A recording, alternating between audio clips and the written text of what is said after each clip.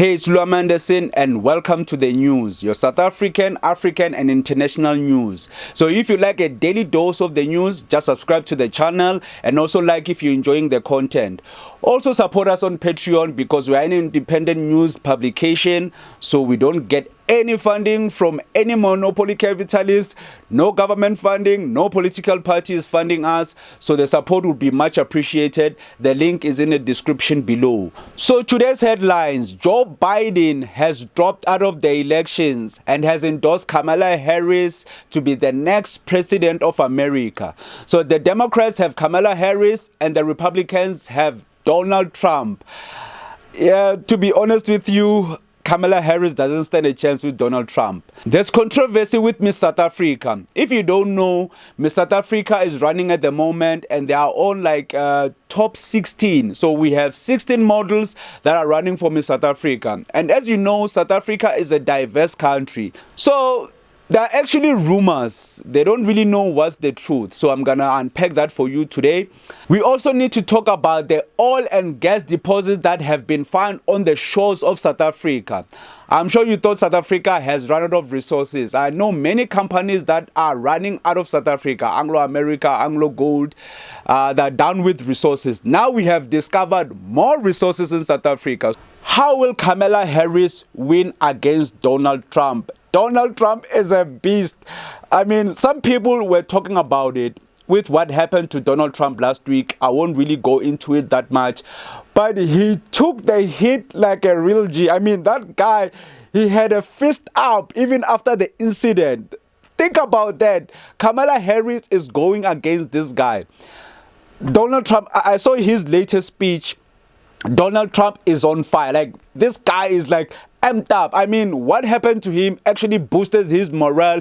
He feels invincible, and rightfully so. If you dodged a literal B, oh man, YouTube, censorship. But anyways, he dodged the bullet. Let me just say it, man. Damn it. So yeah, he dodged the bullet, literally. So now he feels amped up.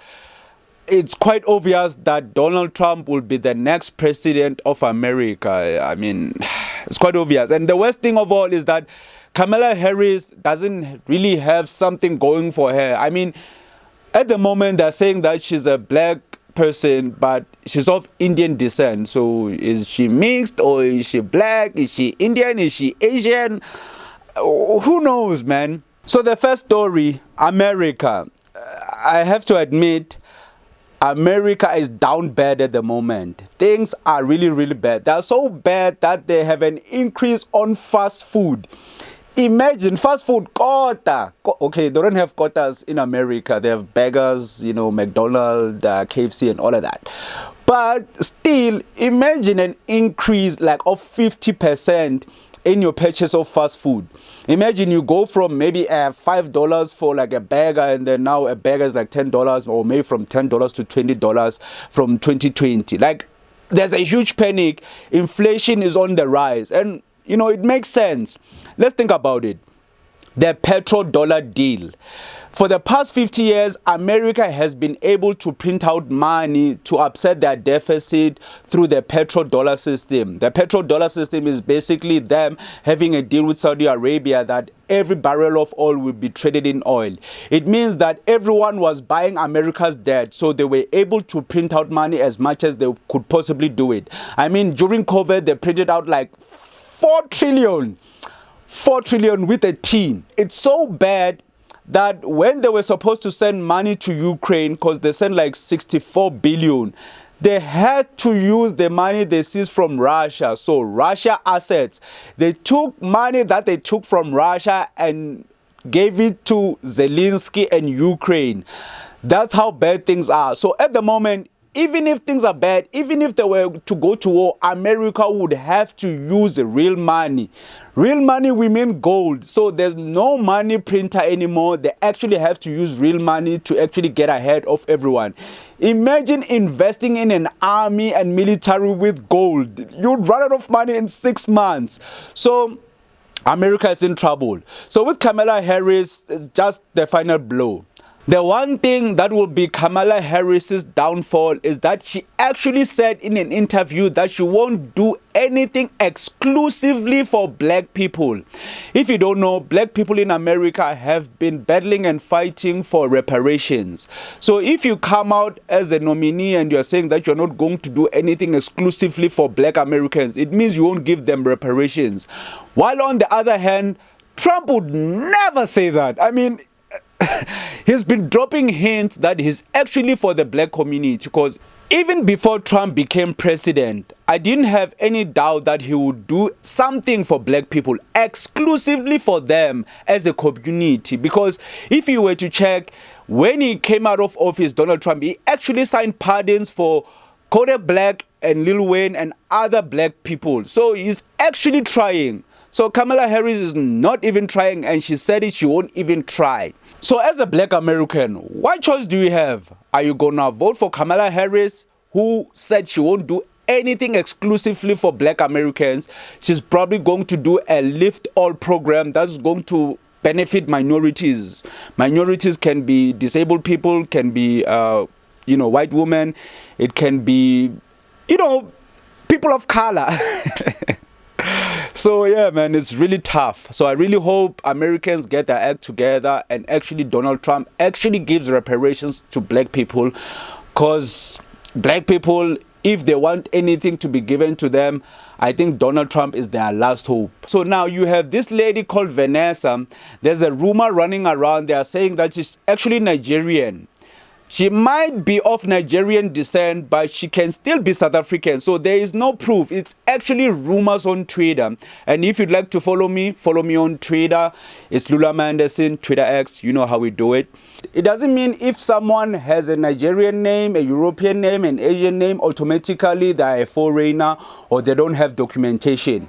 Because one way is to be a naturalized citizen. It means that you've lived in South Africa for such a long time that they actually give you citizenship.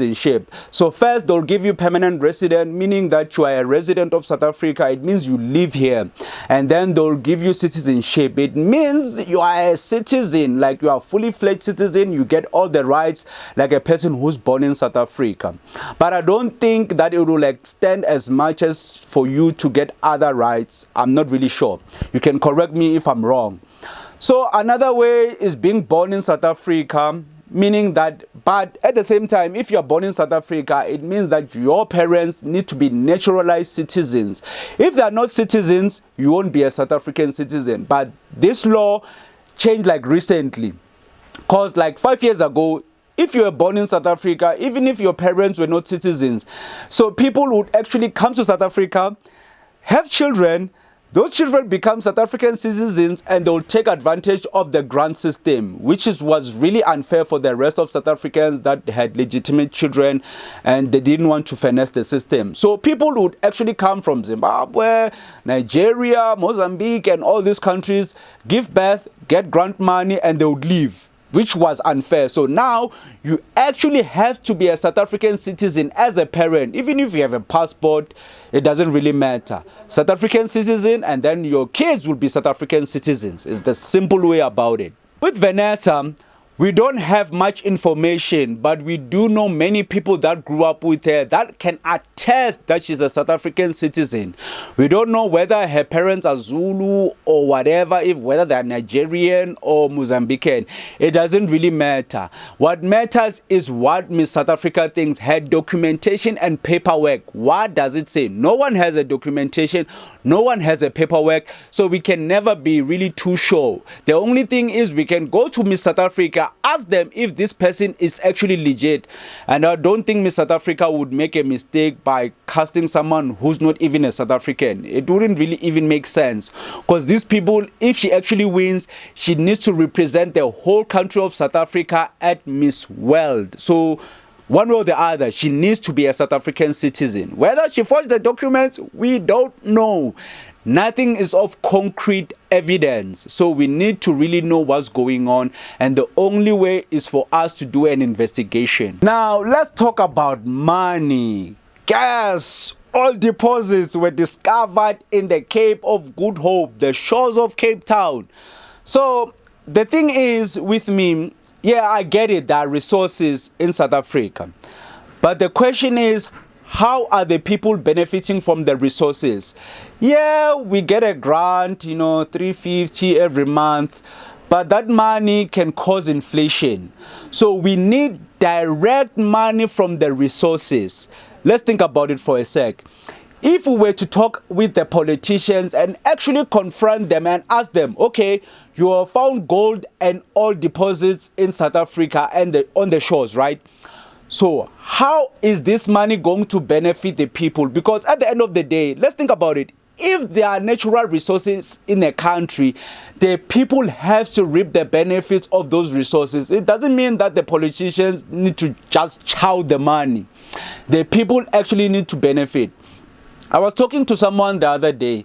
They said that the 350 that we are getting as South Africans is not really enough. If we were to get the full extent of the money that is owed to South Africans with the resources of the whole country, it would actually be 2,800 for each person, whether you are unemployed or employed. Let's think about it.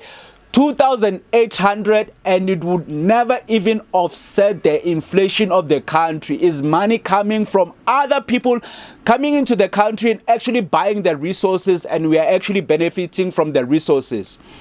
And these articles that are written, one of the articles is written by Rob Hessoff.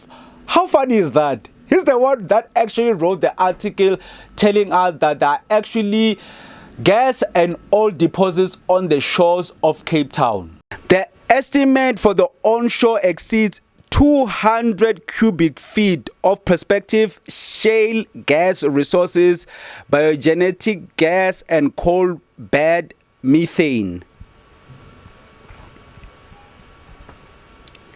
The gas potential outlined above is very significant from the national energy security's perspective. In fact, the Petrol SA gas to liquids refinery in Mossel Bay, which produces petrol, diesel, jet fuel, paraffin, and liquefied petroleum gas, as the main product, was sustained with 1.5 cubic meters of gas over 28 years from 1992 to 2020.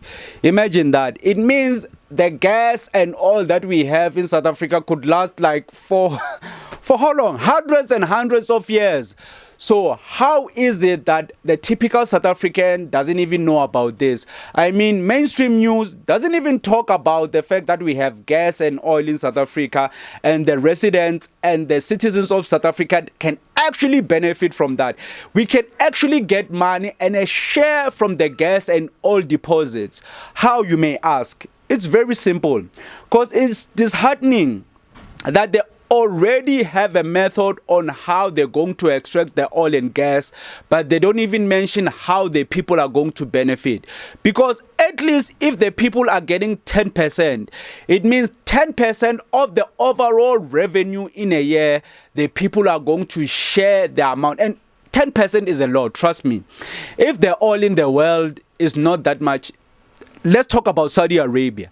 Think about the amount of money they're making in Saudi Arabia. They can even fund every project you can think of. They can actually fund, crazy projects.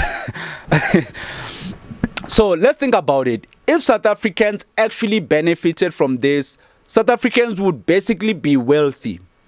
And if South African would... The best way to do this is to actually follow up on it, because politicians won't tell us. They won't tell us that we are going to benefit from this or how we are going to benefit. So the best way to do it is to actually talk to politicians. Let's ask them if you have resources or a way to directly talk to politicians directly. Use those resources. The best resource I have is actually giving you this information. I can go further and talk to politicians, but I think we can do this together. So ask your politicians, okay, we heard about the oil and gas resources. How are the people going to benefit? How can we help in extracting the oil? Because right now, I know we have a dream of employing foreigners or people from outside to actually drill the oil for us.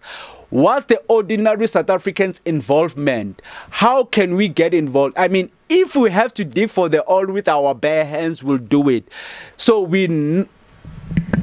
as South Africans would rather drill the oil ourselves. Every equipment, even those big, those big oil rigs that are in the ocean, we can build that ourselves. It would be more beneficial if every equipment that's being used to drill the oil was manufactured in South Africa, because that's the catch.